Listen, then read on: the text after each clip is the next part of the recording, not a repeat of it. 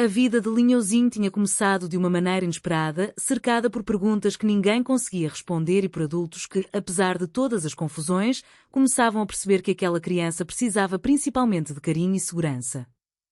Dona Nenê havia-se apegado ao menino desde o primeiro instante e, para ela, cuidar dele já não parecia uma obrigação, mas uma missão do coração. Enquanto isso, Mendonça ainda tentava entender como tudo aquilo havia acontecido. A notícia de que Linhãozinho poderia ser seu filho tinha mexido profundamente com ele, mas a dúvida só poderia ser esclarecida por meio de um teste de DNA. Entre uma troca de fraldas desastrosa, histórias engraçadas e tentativas de fazer o bebê dormir, a família descobria que Mendonça não tinha exatamente talento para cuidar de crianças. Linhãozinho parecia sempre encontrar uma maneira de transformar cada momento em uma pequena aventura.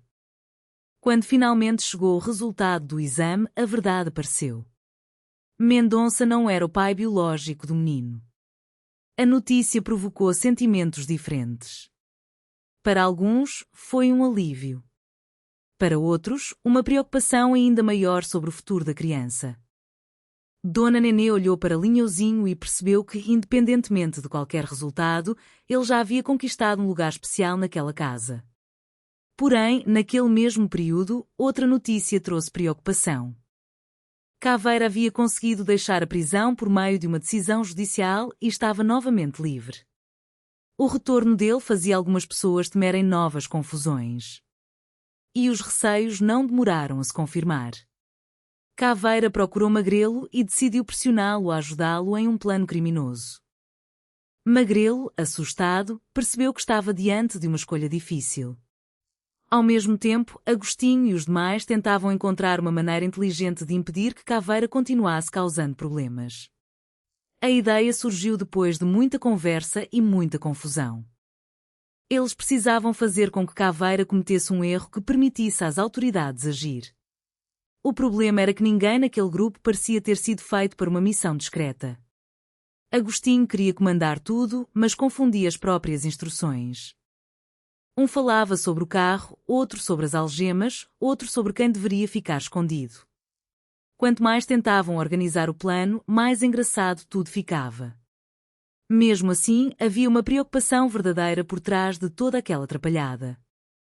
Eles queriam proteger a família e impedir que Linhãozinho fosse envolvido novamente em problemas causados pelos adultos. Enquanto o plano avançava, Dona Nenê continuava cuidando do bebê. Ela percebia que estava cada vez mais ligada a ele. Bebel tentou alertá-la de que talvez aquele apego tornasse uma futura separação ainda mais dolorosa. Dona Nenê sabia disso, mas não conseguia simplesmente desligar os sentimentos. Linhãozinho já fazia parte da rotina da casa. Ele tinha seu ursinho, sua papinha preferida, seus horários e até suas pequenas manias. A cada dia, aquela criança deixava de ser uma presença passageira e se tornava parte da família.